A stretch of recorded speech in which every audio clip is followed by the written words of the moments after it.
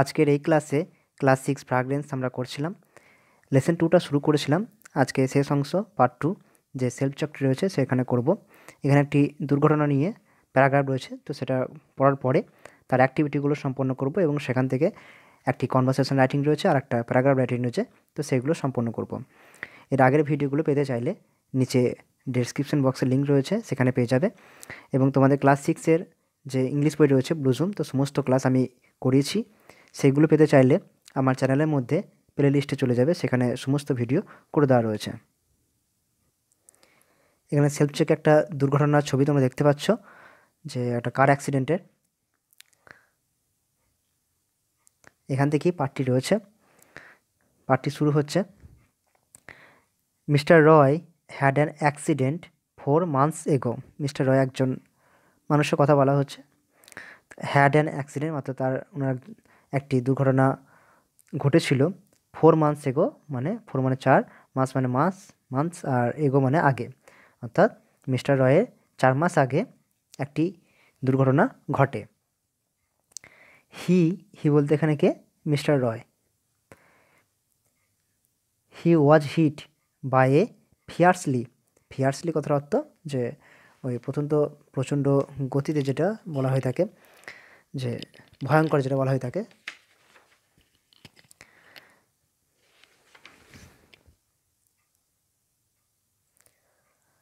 He was hit by a fiercely moving racing car while crossing the road. তো he was hit by a fiercely মানে ভয়ঙ্করভাবে, moving মানে আসা, racing মানে হচ্ছে ছুটন্ত, কার মানে গাড়ি, হোয়াইল যখন, ক্রসিং মানে ক্রস করছিলেন, দ্য রোড অর্থাৎ রাস্তাটি, অর্থাৎ এখানে তিনি অর্থাৎ এই মিস্টার রয় যখন রাস্তাটি ক্রস করছিলেন তখন তিনি আঘাতপ্রাপ্ত হয়েছিলেন বা ধাক্কা খেয়েছিলেন একটি বিপজ্জনক বা ভয়ঙ্কর একটি চলন্ত গতিতে ছুটে আসা গাড়ির সাথে।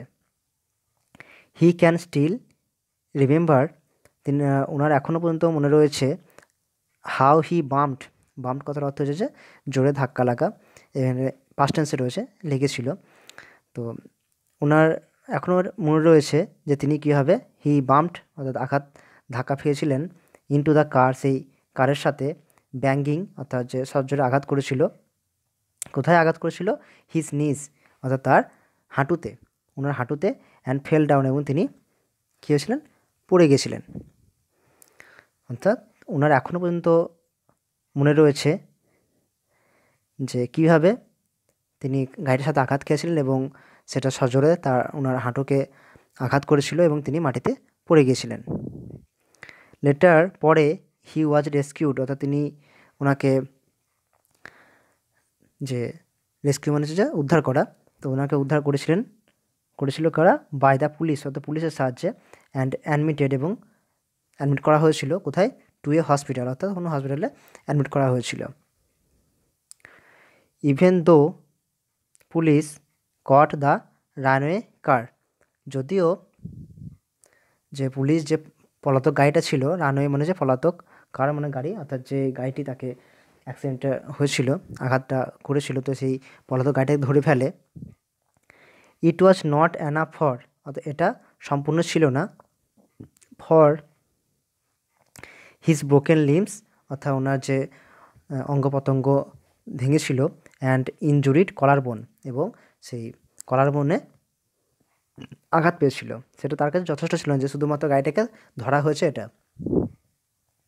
দিস অ্যাক্সিডেন্ট এই দুর্ঘটনা, স্পয়েলড মানে নষ্ট করে দেওয়া, his days for about a month অর্থাৎ প্রায় 1 মাসের মতো ওনার এই সময়টিকে নষ্ট করে দিয়েছিল এই দুর্ঘটনাটি।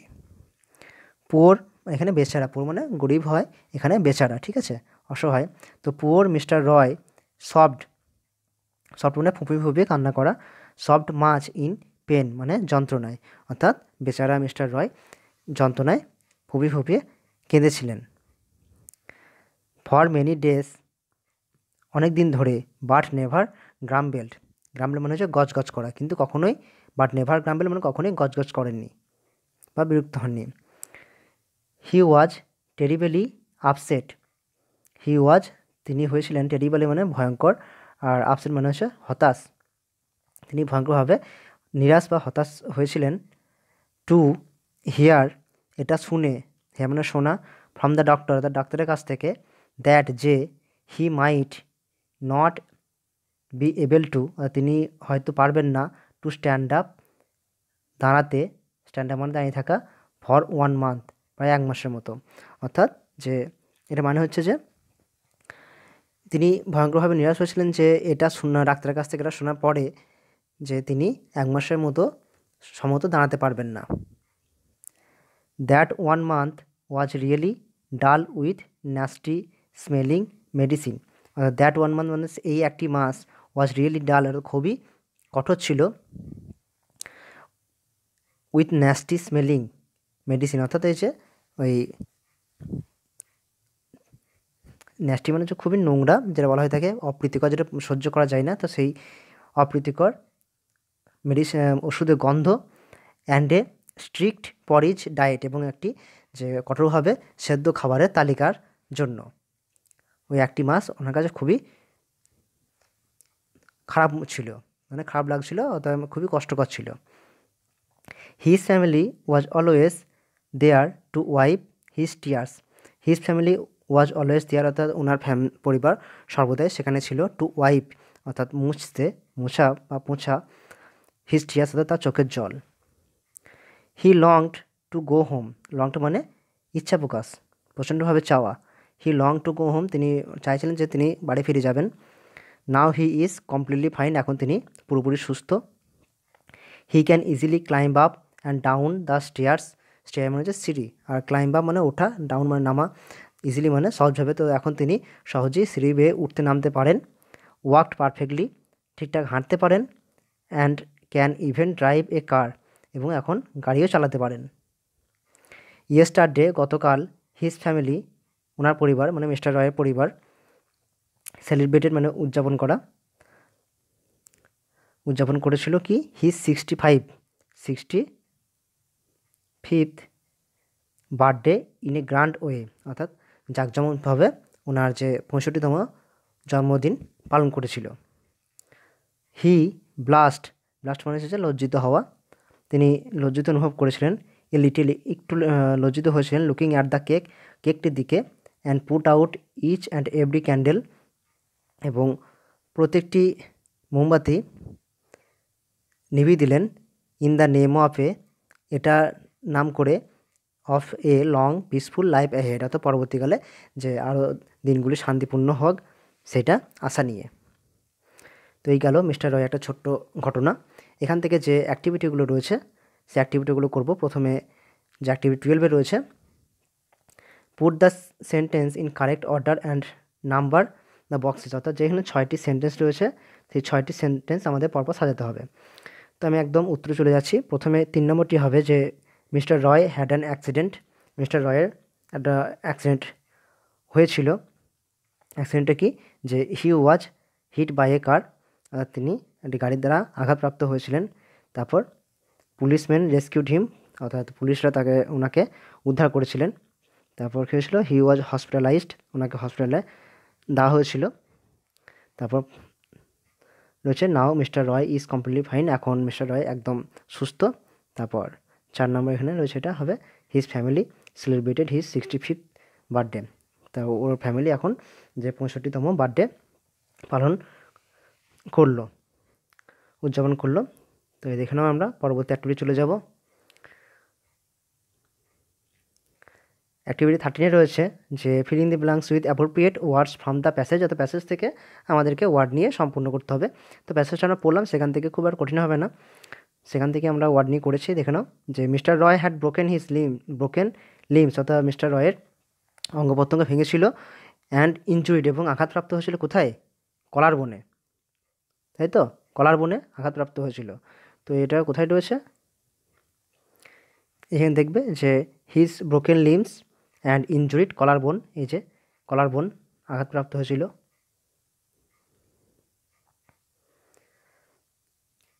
বিটে রয়েছে he found the smell of medicines to be nasty, অর্থাৎ যে মেডিসিনের গন্ধটা, অর্থাৎ ওষুধের গন্ধ তাকে খুবই যে অপ্রীতিকর ছিল, তাই তো। এটা সবাই বুঝতে পারছো, এই লাইনটা ছিল যে ওষুধের গন্ধটা ওনার কাছে খুবই অপ্রীতিকর বা খুব খারাপ লাগছিল। সিটে রয়েছে mister Roy had an accident 4 months ago, অর্থাৎ 4 মাস আগে, তাই তো? দেখো তোমরা এখানে বুঝতে পারবে যে প্রথম লাইনটা mister Roy had an accident 4 months ago, 4 মাস আগে। ডিটি হবে হি স্ট্রিক্ট ডায়েট ইনক্লুডেড পরিজ, অর্থাৎ ওনার যে কঠোরভাবে যে খাবারের তালিকাটা ছিল তার মধ্যে কী ছিল? পরিজ ছিল। পরিজ কথা হতো যে পায়েস। আমরা সাধারণত জানি যে পায়েসটাকে বলা হয় পরিজ, একটা সেদ্ধ খাবার যেটা পায়েস নামে পরিচিত, কিন্তু এখানে সেদ্ধ খাবার হিসেবে বলা হয়েছে। এটি রয়েছে mister Roy suffered much in pain, অর্থাৎ যন্ত্রণায় মিস্টার রয় অনেক ফুপি ফুপি কেঁদেছিলেন। এখানে দেখলে বুঝতে পারবে যে mister Roy suffered much in pain, তাই তো? যন্ত্রণায় ফুপি ফুপি কেঁদেছিলেন। এবারটি হবে he blushed a little looking at the cake, তিনি অল্প লজ্জিত বোধ করেছিলেন। কোথায় দেখে? যে কেক দেখে, তাই তো? কেকটাকে দেখে লজ্জা অনুভব করেছিলেন। তো অ্যাক্টিভিটি 13 সম্পন্ন হলো, তোমরা দেখে নাও, আমরা পরবর্তী অ্যাক্টিভিটি চলে যাব।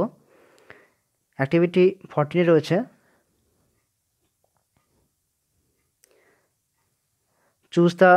Choose from the above passage the synonym. Synonym কথা হচ্ছে যে সমার্থক শব্দ, মানে একই মানে, আমরা যেটা বাংলায় করে থাকি সমার্থক শব্দ, তো সেইগুলো আমাদের কী করতে হবে? এই যে of the underline words and write them in the blank space against each sentence, অর্থাৎ প্রত্যেক সেন্টেন্সের যে তলায় দাগ দেওয়া রয়েছে, তো সেই ওয়ার্ডগুলোর সিনোনিম অর্থাৎ যে সমার্থক শব্দ আমাদের প্যাসেজ থেকে খুঁজে বের করতে হবে এবং এখানে লিখতে হবে। আমি তাহলে লিখে রেখেছি। আমি প্রথমে দেখো যে the man wanted to be an actor, সে মানুষটি একটি অভিনেতা হতে চায়। তো এখানে ওয়ান্টেড মানে চাওয়া, এখানে লংড মানে হচ্ছে যে চাওয়া, লংড মানে হচ্ছে যে চাওয়া। বিয়েরটি হবে you can extinguish the lamp, তুমি ল্যাম্পটি বন্ধ করতে পারো। তো এক্সটিংগুইশ মানে হচ্ছে বন্ধ করা, যে ল্যাম্প বন্ধ করা বা কোনো যে ক্যান্ডেল মোমবাতি নিভানো সেগুলো হলে এক্সটিংগুইশ হয়। সেটা এখানে পাঠের মধ্যে কী ছিল? পুট আউট ছিল, যেখানে মিস্টার রয় মোমবাতিগুলো একের পর এক পুট আউট যে নিভিয়েছিলেন, সেই পুট আউটটা এখানে ছিল। পুট আউট মানে হচ্ছে নেভানো। সেটে রয়েছে the old man is very badly hurt, সে বৃদ্ধ মানুষটি খুবই খারাপভাবে আঘাতপ্রাপ্ত হয়েছিলেন। তো ভেরি ব্যাডলি খারাপভাবে হচ্ছে ব্যাঙ্গিং, ঠিক আছে? ব্যাঙ্গিংটা হচ্ছে যে সজোরে আঘাত করা। ডিতে রয়েছে দ্য স্টুডেন্টস লুকস ডিসঅ্যাপয়েন্টেড, অর্থাৎ হতাশ বা নিরাশা। দ্য স্টুডেন্টস লুক ডিসঅ্যাপয়েন্টেড, অর্থাৎ ছাত্ররা দেখে হতাশ লাগছিল বা নিরাশা লাগছিল। তো ডিসঅ্যাপয়েন্টেড পাঠের মধ্যে আছে আপসেট মানে হচ্ছে যে হতাশা বা নিরাশা।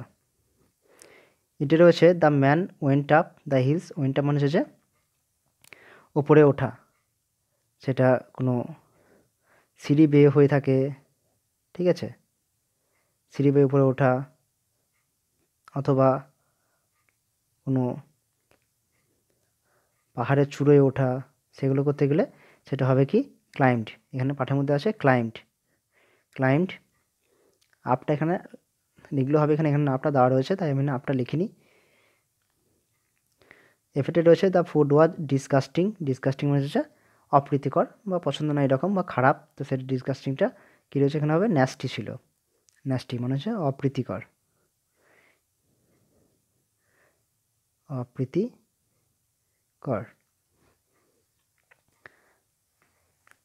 অ্যাক্টিভিটি 14 সম্পন্ন হলো। এবার আমরা 15-এ চলে যাব। এখানে কী রয়েছে? ট্রু ফলস করতে হবে এবং আমাদের সাপোর্টিং স্টেটমেন্ট শুধু দিতে হবে। তো প্রথমে এতে রয়েছে the incident spoiled his days for about a month, অর্থাৎ এই দুর্ঘটনাটি তার 1 মাসের মতো দিন নষ্ট করেছিল। হ্যাঁ, এটা সত্য। এই লাইনটি দেখো সাপোর্টিং স্টেটমেন্ট হিসাবে কোথায় পাওয়া যাবে? যে this accident spoiled his days for about a month, এই লাইনটি তোমরা দেখতে পাবে যে এখানেই প্রথম দিকে ছিল ফার্স্টটি, যে this accident spoiled his days for about a month. তো এইটা আমাদের সাপোর্টিং স্টেটমেন্ট।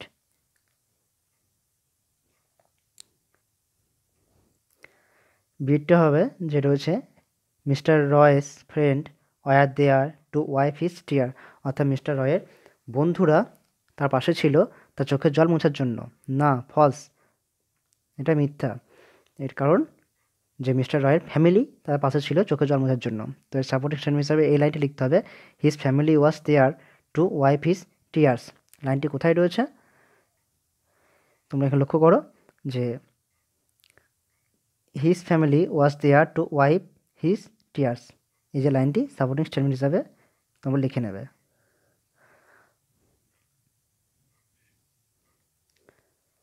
সিটে রয়েছে the runaway car was caught by the police, অর্থাৎ সেই পলাতক গাড়িটি পুলিশের দ্বারা যে ধরা হয়েছিল বা ধরেছিল পুলিশ, তো সত্য, ট্রু।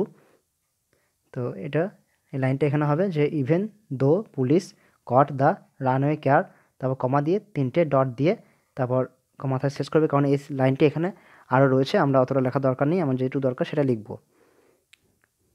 এটি কোথায় রয়েছে পাঠের মধ্যে? একদম প্রথমে দিকে যে এখানে ছিল নিচে যে even though police caught the runaway car, এই এতটি আমাদের সাপোর্টিং স্টেটমেন্ট হিসাবে নেওয়া হয়েছে, বাকি যে এই লাইনটি এটা দরকার নেই।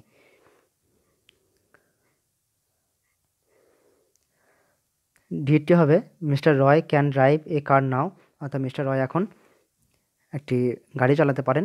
হ্যাঁ, ট্রু, সত্য। এটা প্রথমে 3টে ডট দিয়ে শুরু হয়েছে, কারণ কি তার আগেও সেন্টেন্সটা অনেকটা রয়েছে, তো যেটুকু দরকার সেটা আমরা লিখেছি। And can even drive a car, কোথায় রয়েছে এই লাইনটি?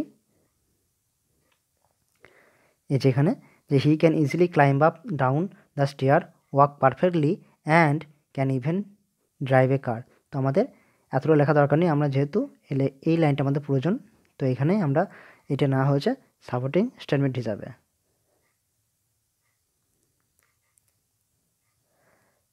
ইয়েরটা রয়েছে his family celebrated his 61st birthday, তাই কি 61st বার্থডে ছিল? 61তম? না, ভুল, এটা ফলস, কারণ ওনার বার্থডে ছিল 65th বার্থডে ছিল।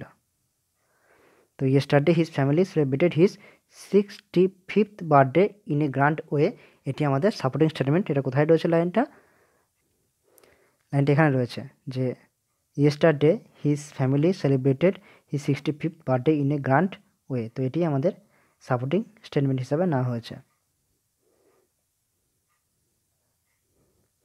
এফিটি রয়েছে he was hit by a motorcycle, তো একটা মোটরসাইকেলের দ্বারা তিনি আঘাতপ্রাপ্ত হয়েছিলেন। না, তিনি মোটর কারের দ্বারা হয়েছিল, গাড়ির দ্বারা, তো এটা ফলস। তো এই লাইনটি সাপোর্টিং স্টেটমেন্ট হিসাবে এটা লিখতে হবে যে he was hit by a fiercely moving racing car while crossing the road. লাইনটি কোথায় পাবো আমরা? একদম প্রথমে চলে যাব, যে এখানে লাইনটি রয়েছে he was hit by a fiercely moving racing car while crossing the road, তো এই লাইনটি আমাদের সাপোর্টিং স্টেটমেন্ট হিসাবে নেওয়া হয়েছে। তো দেখে নাও, আমরা পরবর্তী অ্যাক্টিভিটি চলে যাচ্ছি। অ্যাক্টিভিটি 16 রয়েছে অ্যান্সার দ্য ফলোয়িং কোশ্চেন, দুটি প্রশ্ন রয়েছে। প্রথম প্রশ্নটি হলো what did mister Roy remember about the accident, অর্থাৎ মিস্টার রয় সেই অ্যাক্সিডেন্টের ব্যাপারে তখন কি ঘটেছিল সেটা কী মনে রয়েছে, কী কী মনে ছিল? তো উত্তরটা আমরা এভাবে করবো যে প্রথমে মিস্টার রয় বসেছে, তারপর পাস্ট টেন্স রয়েছে, তাই রিমেম্বারটা ইডি যোগ করে পাস্ট টেন্স করা হয়েছে, যে রিমেম্বার্ড মনে রেখেছিলেন, অ্যাবাউট দ্য অ্যাক্সিডেন্ট সেই অ্যাক্সিডেন্টের ব্যাপারে, অ্যাবাউট দ্য অ্যাক্সিডেন্ট।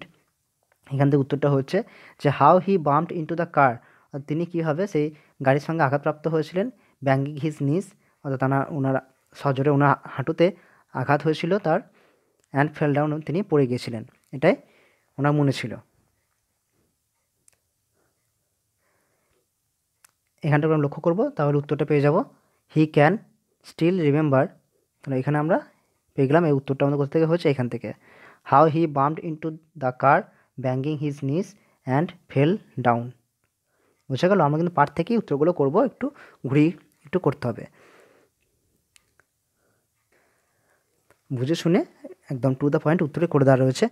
এবার দুইটা রয়েছে what did he wish for on his birthday, অর্থাৎ যে ওনার বার্থডেতে তিনি কী চেয়েছিলেন বা কী ইচ্ছে প্রকাশ করেছিলেন। তো উত্তরটা এভাবে লিখতে হবে যে প্রথমে হি বসলো, তারপর উইশটা ডিড রয়েছে পাস্ট টেন্সে, তাই উইশড লাস্টে ইডি যোগ করে উইশড, অর্থাৎ চেয়েছিলেন টু হ্যাভ এ, কী চেয়েছিলেন, একটা পেতে, have a long peaceful life, একটা দীর্ঘ শান্তিপূর্ণ জীবন অ্যাহেড মানে পরবর্তীতে, আগামী, অন হিজ বার্থডে ওনার জন্মদিনে। লাইনটি কোথায় পাবো? একদম এই যে পার্টটি পড়লাম সেখানে লাস্টে চলে যাবে, যেটাই যে of a long peaceful life ahead, অর্থাৎ পরবর্তী আগামী লম্বা একটা শান্তিপূর্ণ জীবন, এটাই আশা চেয়েছিলেন এটাই। তো এটাই আমাদের উত্তর। শুধু আমাদের একটু ঠিকঠাক সাজিয়ে করতে হবে।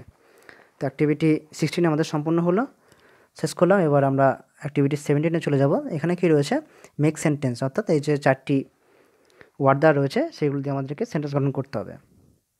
প্রথমে হচ্ছে ক্লাইম্ব আপ মানে উপরে ওঠা। তো নবীন climbed up the tree yesterday, নবীন গতকাল এই গাছটিতে উঠেছিল। তোমরা নিজের মতো করতে পারো, ক্লাইম্ব আপ দিয়ে নিজে খুশি মতো করতে পারো, যেমন খুশি। তারপর পুট আউট মানে নেভানো, সি পুট আউট দ্য, এখানে ল্যাম্পটা বাদ গিয়েছে, ঠিক আছে, দ্য ল্যাম্পটা যোগ করবে, তারপর LAMPটা যোগ করবে। The lamp before go to bed, অর্থাৎ ঘুমোতে যাওয়ার আগে সে বাতিটি নিভিয়ে দিয়েছিল।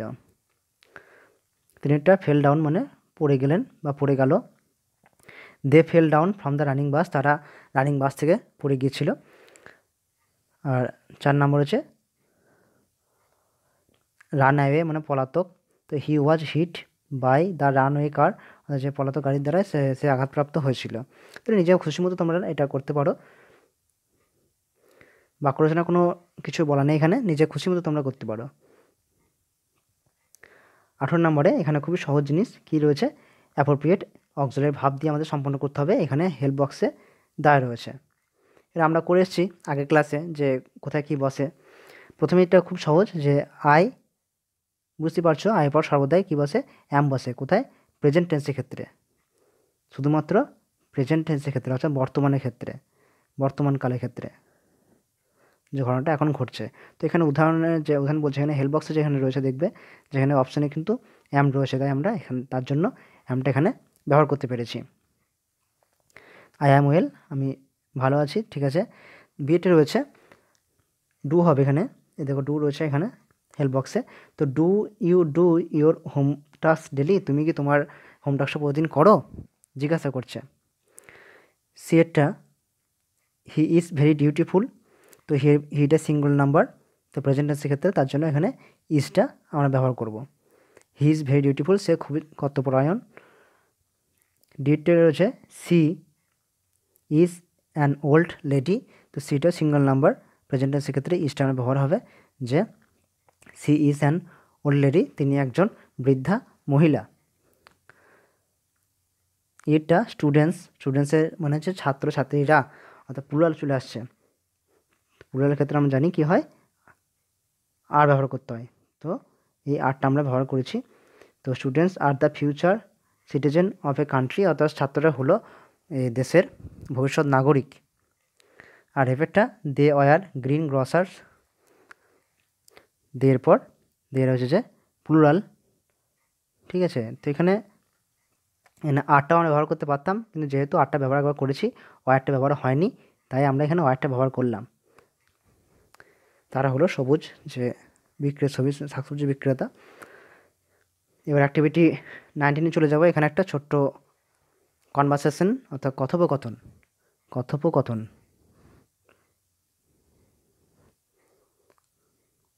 দুই বন্ধুর মধ্যে কথোপকথন আছে কি নিয়ে? রোড সেফটি মেজার নিয়ে। তো এই পয়েন্টগুলো রয়েছে, এই পয়েন্টগুলো দিয়ে আমি করেছি, চলো দেখে নাও। শুরু হচ্ছে সান, যে বন্ধুটা প্রথম বলছে। এবং এখানে কী বলেছে? সান, তোমার বন্ধুর সঙ্গে তোমাকে যে কনভারসেশন সেটা বলা হচ্ছে। তো সান আমার বন্ধু এবং এখানে আমি রয়েছি। তো প্রথমে সান বলছে, do you know about the rules of walking or crossing the road, অর্থাৎ তুমি কি জানো, আমাকে জিজ্ঞাসা করছে, ঠিক আছে। সান আমার বন্ধু জিজ্ঞেস করছে যে তুমি কি জানো যে রাস্তা দিয়ে হাঁটা বা ক্রস করার যে নিয়মগুলো কী কী রয়েছে? তখন আমি বলছি I know but not totally, আমি জানি কিন্তু সম্পূর্ণ জানি না। সান তখন বলছে then you have to know that always walk on footpath, তো তোমাকে জানা উচিত যে তোমাকে সর্বদাই ফুটপাথ দিয়ে হাঁটা উচিত। এখন আমি বলছি ও ইয়েস আই মাস্ট টু, হ্যাঁ ঠিক আছে আমি এটা জানি, আমি হাঁটি। শান্তন বলছে হোয়েন ইউ ড্রাইভ, যখন তুমি চালাবে কিছু বা কোনো গাড়ি চালাবে, you must always go on the left hand side, তোমাকে সর্বদাই যে বাঁ হাতের দিকে যেতে হবে বা বাঁ দিকে যেতে হবে, বাম দিকে। তখন আমি বলছি আই মাস্ট ট্রাই, আমি চেষ্টা করি। You know about the traffic rules, তুমি সেই ট্রাফিক রুল সম্পর্কে জানো? আমি জিজ্ঞাসা করলাম, মানে হ্যাঁ এরকম জিজ্ঞাসা করলাম। তখন সান বলছে yes this must be followed, এগুলো মেনে চলা উচিত ট্রাফিক রুলসগুলো। তখন আমি বলছি one thing about the crossing road, যে ক্রসিং রোড বা রোড ক্রস একটা একটা কথা মনে রাখা উচিত, you must use the zebra crossing, তোমার নিশ্চয়ই বা তোমাকে জেব্রা ক্রসিং ব্যবহার করা উচিত। শান্তন বলছে ইটস অলওয়েজ আওয়ার জব, এটা আমাদের সবসময় কর্তব্য বা আমাদের কাজ, এটা যে আমরা সবসময় যে জেব্রা ক্রসিং দিয়ে যখন পার হবো তখন জেব্রা ক্রসিংটা ব্যবহার করব। তখন আমি বলছি while crossing the road you must check traffic signals on both sides again and again, অর্থাৎ যখন তুমি ক্রস করবে রোডটা তখন যে জেব্রা ক্রসিংই তখন কী করবে যে বাঁ দিকে ডান দিকে দুই দিকেই, সরি আমি উল্টো দিকে দেখে ফেলছি, তো বাঁ দিকে এবং ডান দিকে দুই দিকে যে সিগন্যালগুলো রয়েছে সেগুলো বারবার চেক করতে হয়, তারপরে আমরা রাস্তাটা পার হতে পারবো। তো সান বলছে yes now we know detail about road safety measure, তখন আমরা সব কিছু জেনে গেলাম রোড সেফটি ব্যাপারে। তো দেখে নাও, দরকার হলে স্ক্রিনশট নিয়ে নিতে পারো। ভালো লাগলে অবশ্যই লাইক করে দিও আর তোমাদের বন্ধুদের মধ্যে শেয়ার করে দাও। এই সমস্ত ভিডিও পাওয়ার জন্য চ্যানেলটিকে সাবস্ক্রাইব করে দিও। এখানে দেখো যে রোড সেফটির ব্যাপারটা একটা ছবি রয়েছে, সিগন্যাল রয়েছে, জেব্রা ক্রসিং রয়েছে। এবার অ্যাক্টিভিটি 20-তে কী রয়েছে, write a paragraph in about 6 sentence, আর 6 সেন্টেন্সে কী করতে হবে, অন এ ফেয়ার অর্থাৎ মেলা সম্পর্কে লিখতে হবে। এখানে ছবি রয়েছে, বুঝতে পারছো মেলাতে বেলুন বিক্রি হচ্ছে, এখানে নাগরদোলা চলছে, তারপর এখানে বিক্রি হচ্ছে অনেক কিছু, সে নিয়ে একটা প্যারাগ্রাফ লিখতে হবে। তো আমি লিখে রেখেছি, দেখে নাও। এই যে পয়েন্টগুলো ব্যবহার করতে হবে, place, time, what things were they are in the fair, what were you feelings ইত্যাদি রয়েছে। তো শুরু হচ্ছে যে আই ওয়েন্ট টু সবলা মেলা অন লাস্ট সানডে, গত রবিবারে আমি সবলা মেলায় গিয়েছিলাম। তো সবলা মেলা তো সবাই কম বেশি শুনেছ, বেশিরভাগ শহরই হয়ে থাকে। It was held on the Madhukunja government high school playground, এটা মধুকুঞ্জ গভর্নমেন্ট হাই স্কুলের মাঠে হয়েছিল। আমি একটা সাপোজ নাম ধরে নিয়েছি, দিয়েছি সেটা সেখানে।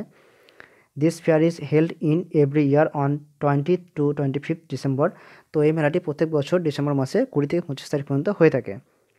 The entrance of the fair charmed me mostly, সেই মেলার যে প্রবেশপথ সেটা আমাকে সবথেকে বেশি চমকপ্রদ করেছিল। The fair ground was covered over crowded with makeshift stall of varieties of articles, তো এই যে মেলার যে মাঠটি ছিল সেই মাঠটি মানুষের ঢাকা ছিল এবং সেখানে কি আরও ছিল, লোকে ভর্তি ছিল এবং আর কি ছিল যে যে ওই যে শিফট করা যায় অর্থাৎ তুলে নিয়ে যাওয়া যেতে পারে এরকম স্টল ছিল, বিভিন্ন রকম জিনিস দিয়ে তৈরি।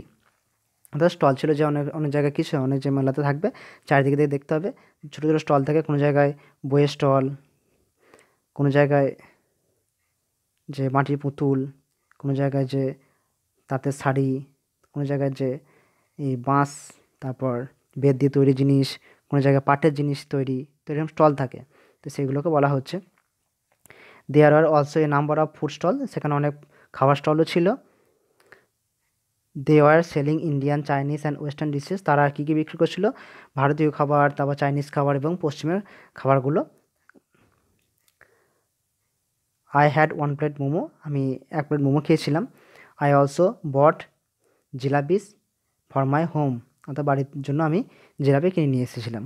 তো এখানে 6টি সেন্টেন্স বলেছে, আমি এখানে অনেকগুলো সেন্টেন্স করে ফেলেছি, 1টি 2টি 3টি 4টি 5 6 7 8 9টি সেন্টেন্স হয়ে গেছে। তো নিজে খুশি মতো করতে পারো, বেশি হলে সমস্যা কিছু নেই, যত জানবে তত শিখবে বেশি। চলো আজকের ক্লাসটা এখানেই শেষ হচ্ছে, দেখা হচ্ছে পরের ভিডিওতে।